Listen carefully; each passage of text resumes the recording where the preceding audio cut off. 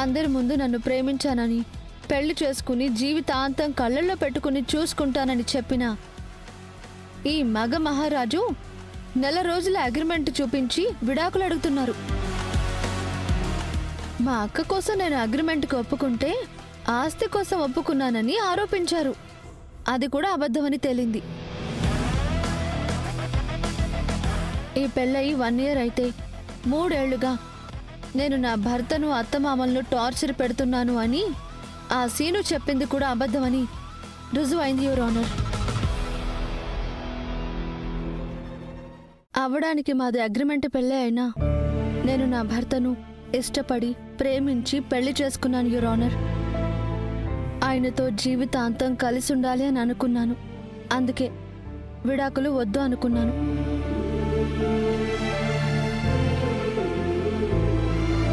నిజమైన సాక్ష్యాలు మీ ముందుంచాను. ఇక మీరే న్యాయం చెప్పాలి your honour. Mister Bhargav, what is this? 100 విడాకుల కేసులో వాదించి గెలిచిన లాయర్గా పేరు తెచ్చుకోవడం కోసం కోర్టునే తప్పుదావ పట్టిస్తావా? Sorry your honour. ఏంటి సారీ? ఎంతో ఎక్స్పీరియన్స్ ఉన్న లాయర్ మీరు ఇలాంటి తప్పుని చేస్తారా? ఇంకొకసారి ఇలా చేశారంటే బార్ కౌన్సిల్కి కంప్లైంట్ ఇచ్చి మిమ్మల్ని డిబార్ చేయించాల్సి వస్తుంది. No your honour, please excuse me. ఇదే మీ చివరి తప్పిదంగా భావిస్తూ క్షమిస్తున్నాను. శ్రీమతి కృష్ణప్రియ ప్రవేశపెట్టిన సాక్ష్యాధారాలకు మీ ఎక్స్ప్లెనేషన్స్ ఏంటి? ఒక 2 రోజులు గడువిస్తే నిజమైన సాక్ష్యాలతో మీ ముందుకొస్తాను యువర్ ఆనర్. సరే, ఈ కేసులో అదే ఆఖరి హీరింగ్ అవుతుంది. కేసును 2 రోజుల తర్వాత అంటే ఈ నెల 12వ తారీఖు వాయిదా వేస్తున్నాను. Thank you your honour.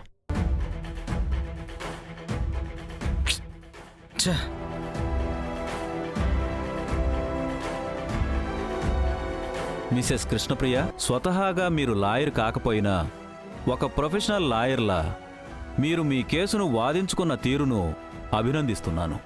Thank you sir. The court is urgent.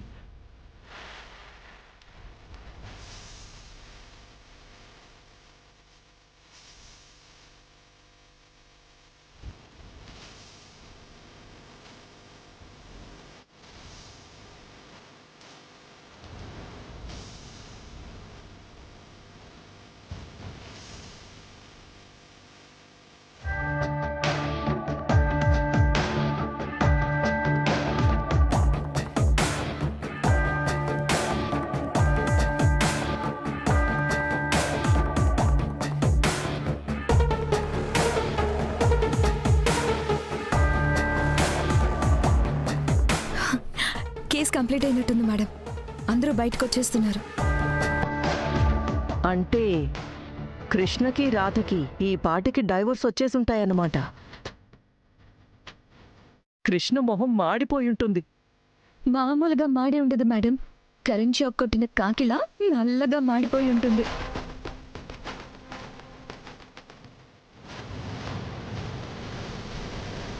అదిగో మేడం, రాధ వాళ్ళు వచ్చేసారు.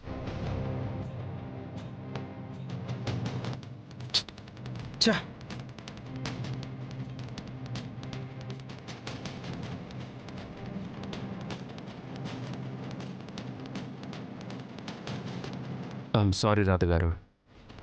నీ సారీ విలువెంతో తెలుసా? నేను నమ్మినందుకు నా చెంప నేనే పగలగొట్టుకోవాలి.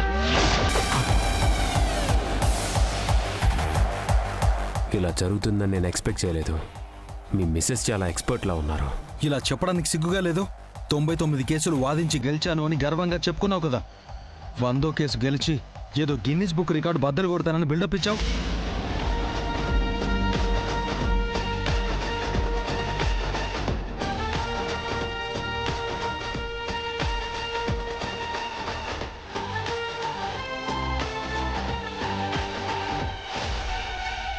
ఏంటి శ్రీవారు, అప్పుడే అయిపోలేదు.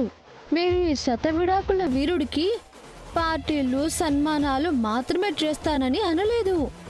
ఇతగాడు కేసులో గెలిస్తే తన ఫోటోని పేపర్లో ఫ్రంట్ పేజీలో వేయిస్తాను అని మన కేసుని టీవీలో బ్రేకింగ్ న్యూస్లో టెలికాస్ట్ చేయిస్తానని కూడా చెప్పారు.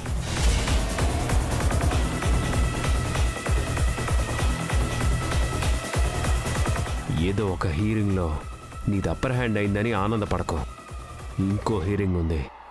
అదే చెప్పబోతున్నాను. ముందుంది ముసళ్ళ పండగ అని. నేను ఇలాంటి కేసుల్ని చాలా చూశాను. తెలుసు, 99 జంటలను అన్యాయంగా విడదీశారుగా. ఆ ఉసురు తగలకుండా ఊరికే పోతుందా? 100కి 1 తక్కువ కేసులు గెలిచిన చరిత్ర నాది. ఒకే ఒక్క కేసులో ఒక్క హీరింగ్లో గెలిచిన హిస్టరీ నీది. Both are not same. 100 గుడ్లను తిన్న రాబందు కూడా ఒక్క గాలివానకి నేల రాలుతుంది.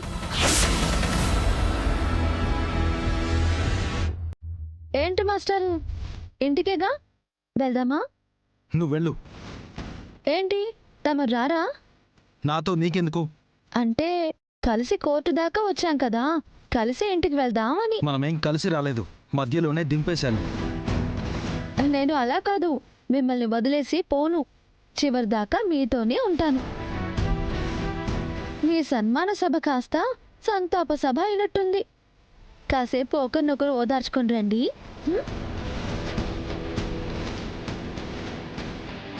నేను వెళ్తాను. హా, ఆటో ఉందిలేండి. ఆటో.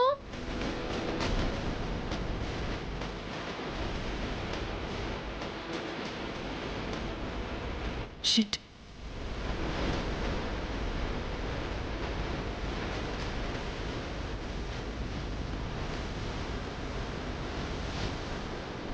వాళ్ళ మాటలు బట్టి చూస్తే ఈరోజు కేసు తేలలేదని వచ్చే హీరింగ్లో తేలుతుందేమో అని తెలుస్తుంది మేడం.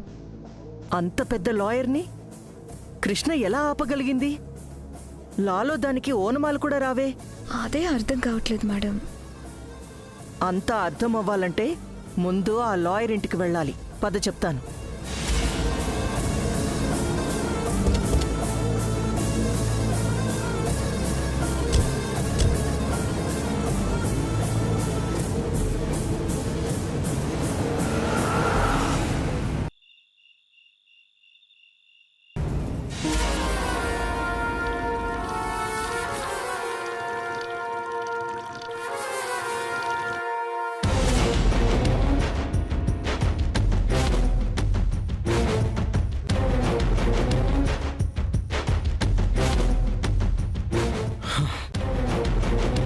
ఛా, నీకు కేసు వాదించడం చేత కాకపోతే వదిలేసి, నేను వేరే లాయర్ని పెట్టుకుంటాను.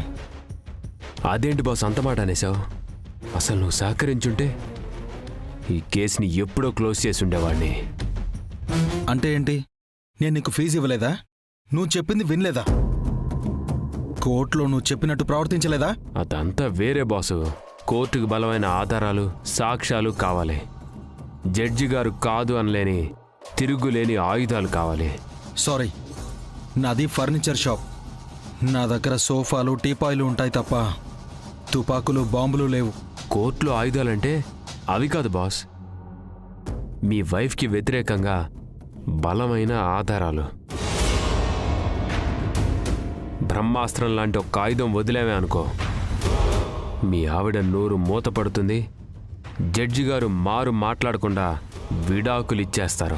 ఆ బ్రహ్మాస్త్రం ఎక్కడుందో చెప్పు, వెళ్ళి ఎత్తుకొచ్చేద్దాం. ఎక్కడికో వెళ్లాల్సిన అవసరం లేదు బాసు, అది నా బుర్రలోనే ఉంది. మరి బయటికి తీయకుండా ఇంతసేపు ఏం చేస్తున్నావు? అంటే ఆ విషయం చెప్తే మీరేమంటారా అని. ముందు విషయం ఏంటో చెప్పు. ఈ రోజుల్లో 100% పెళ్ళిళ్ళలో అక్రమ సంబంధాల కారణంగా విడాకులు ఇస్తున్నారు. నేను చెప్పింది అర్థమైందనుకుంటా. లేదు.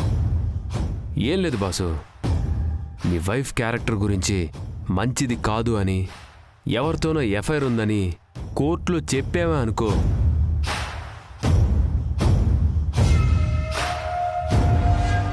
చెప్పు తీసి కొడతా.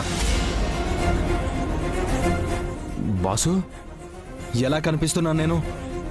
ఒక ఆడపిల్ల క్యారెక్టర్ అసాసినేట్ చేసేలా కనిపిస్తున్నానా? నా క్యారెక్టర్ మెంటాలిటీ అలాంటిది కాదు. అది కాదు బాసు. ఒక ఆడపిల్ల వ్యక్తిత్వం మీద మచ్చ వేసి ఆ సాకుతో విడాకులు తీసుకోవాలనుకునే శాడిస్ట్ని కాదు నేను. నాకు లేడీస్ అంటే చాలా రెస్పెక్ట్ ఉంది. డివోర్స్ అంత ఈజీగా రావు బాసు. మనకున్నది ఇదే బెస్ట్ ఆప్షన్. అది తప్ప ఇంకేదైనా ట్రై చేయి. నీకు వేరే ఆప్షన్ దొరకకపోతే నేను వేరే లాయర్ని వెతుక్కుంటాను. ఎలాగో విడాకులు ఇస్తున్నావు కదా, ఆవిడ వ్యక్తిత్వంతో నీకేం పని? ఇంకొకసారి నీ నోట్లోంచి ఆ మాట వచ్చిందంటే నీ నాలుగు కోసేస్తాను.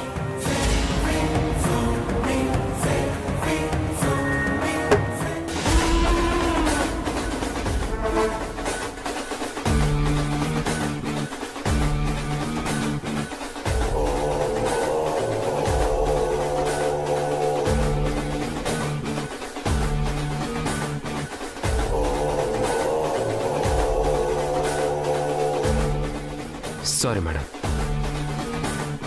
మీరేంటి మేడం ఈ టైంలో ఇలా వచ్చారు? మీరు మమ్మల్ని డిసప్పాయింట్ చేశారు కాబట్టి. ఇలా అవుతుందని నేను కూడా ఎక్స్పెక్ట్ చేయలేదు మేడం. కృష్ణప్రియ చాలా తెలివిగా నా సాక్ష్యాలన్నీ తిప్పికొట్టింది. దానికి తెలివి ఉండడం కాదు, మీకు తెలివి లేదని ఒప్పుకోండి. పోయి ఒక ఆడపిల్ల చేతిలో, అది లా గురించి ఏమీ తెలియని దాని చేతిలో ఓడిపోయారు. రేపు కేసు పోతే మీ పరువేం కావాలి? మీ తోటి లాయర్ల ముందు మీరు తలెత్తుకొని తిరగలరా? పైగా ఈ కేసులో ఓడిపోతే మీరు నల్లకోటు వేసుకోను, కోర్టు మెట్లెక్కను అని కృష్ణతో ఛాలెంజ్ చేశారు. అదే జరిగితే బార్ కౌన్సిల్లో మీ మెంబర్షిప్ పర్మనెంట్గా క్యాన్సిల్ చేసుకోవాల్సి వస్తుంది. ఎట్టి పరిస్థితుల్లో అలా జరగనివ్వను. అలా జరగకుండా ఏం చేస్తారు? రాధా గారు సపోర్ట్ చేస్తే ఏమైనా చేయగలను. నేను మీకు ఎలాంటి హెల్ప్ అయినా చేస్తానని చెప్పాను కదా.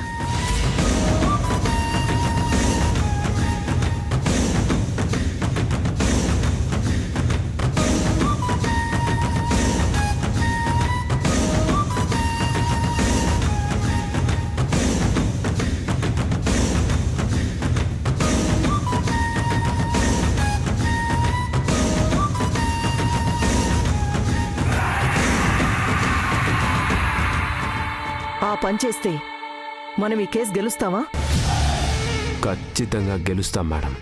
ఇది నా ప్రెస్టేజ్ ఇష్యూ, నా కెరియర్ ఫ్యూచర్ కూడా. ఓకే, మేము వెళ్ళి ఆ పనిలో ఉంటాం. పద.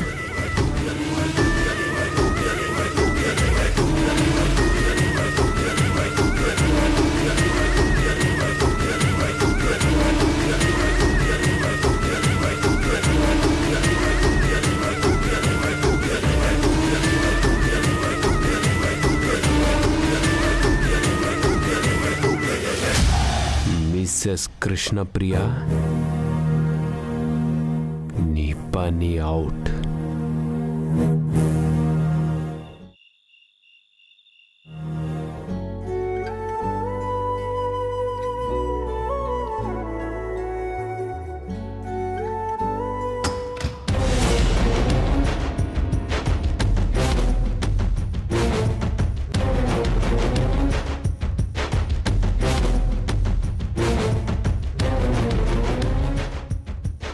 ఎక్కడికి పోతావు చిన్నవాడా, నా చూపుల్లో చిక్కుకున్న కుర్రవాడా. తప్పుకో, నువ్వు నీ ఎదవ గొంతు. హా, నీకోసం చిత్ర గారు, శ్రేయ ఘోషల్ గారు వచ్చి పాడతారు మరి.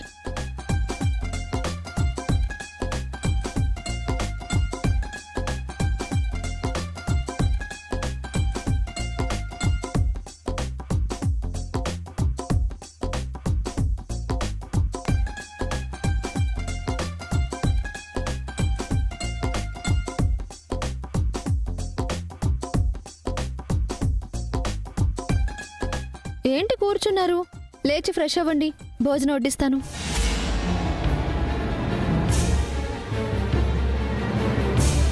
మిమ్మల్నే భోజనం చేద్దురుగాని లేవండి. నాకు ఆకలేస్తుందని నేను చెప్పానా? వడ్డించమని నేను అడిగానా? మీరు అడిగినప్పుడు కాదు, అడగకుండానే మీ అన్ని అవసరాలు తీర్చాల్సిన బాధ్యత భార్యగా నాకుంది. నువ్వు నా భార్యవే కాదంటున్నాను.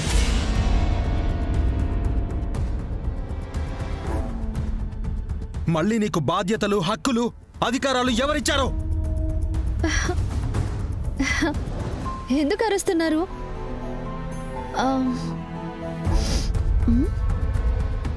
తాగొచ్చారా? అవును,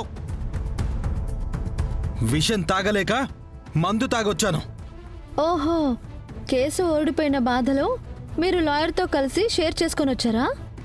మేము ఓడిపోలేదు, కేసు ఇంకా కోర్టులో నడుస్తూనే ఉంది. హ, ఎన్నాళ్ళు నడుస్తుంది? నా మీద పెట్టిన ఫాల్స్ ఎలిగేషన్స్ అన్నింటికి రిప్లై ఇచ్చాను కదా. అంటే ఒక్కసారి నువ్వు గెలిస్తే కేసు గెలిచినట్టే అనుకుంటున్నావా? హ్మ్, ఇంతటితో అయిపోలేదు, నేనేంటో చూపిస్తాను.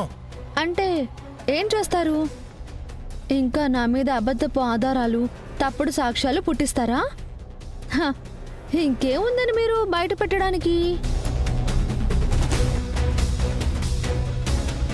ఆస్తి మీద పెట్టారు, అగ్రిమెంట్ మీద పెట్టారు, అత్త మమ్మల్ని టార్చర్ పెడుతున్నానని కూడా పెట్టారు. ఇంకేం మిగిలిన్నాయి?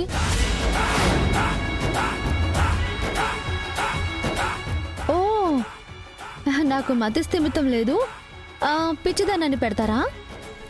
జబ్బు మనిషినని పెడతారా? కానీ నేను మెంటల్గా ఫిజికల్గా ఫిట్గానే ఉన్నానే. ఏ సాకు వెతికి కోర్టులో సాక్ష్యంగా చూపిస్తారు?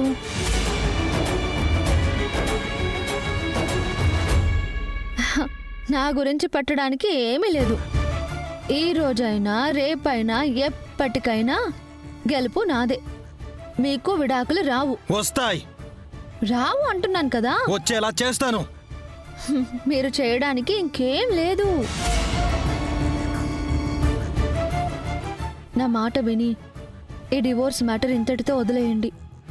ఈ విషయం మన రెండు కుటుంబాలకి తెలిస్తే అందరూ బాధపడతారు. వాళ్ళని టెన్షన్ పెట్టడం అవసరమా చెప్పండి? అవసరమే.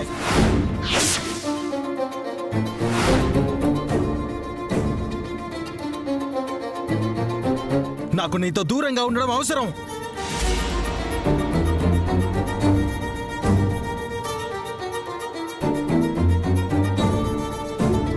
నా జీవితంలోంచి నిన్ను గెంటేయడం అవసరం.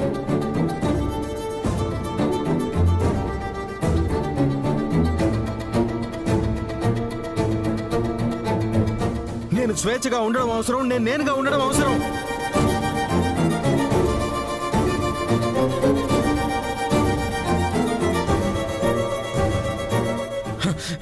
అందుకే నువ్వు నాకు అనవసరం.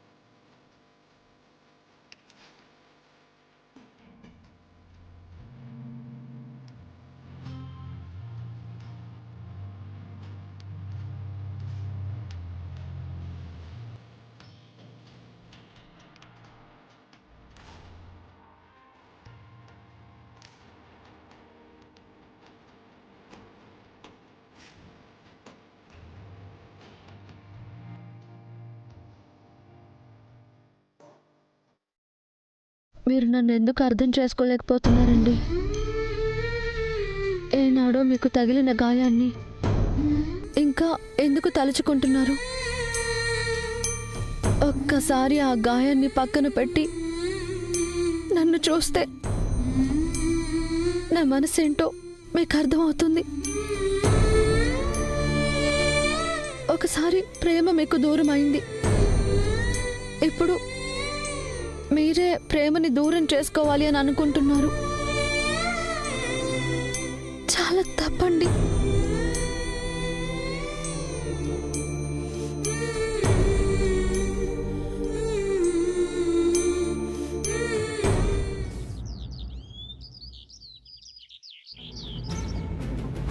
టెన్షన్తో నైట్ అంతా నిద్ర పట్టలేదు మేడం.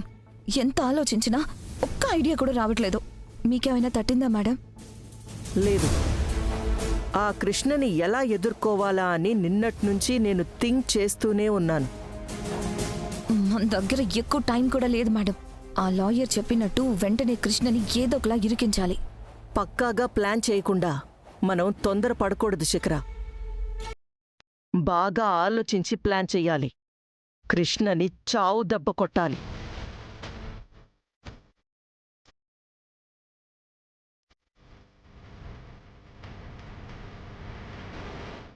చూసారా మేడం, పొద్దున్నే అమ్మవార్లా రెడీ అయ్యి గుడికి వెళ్తుంది.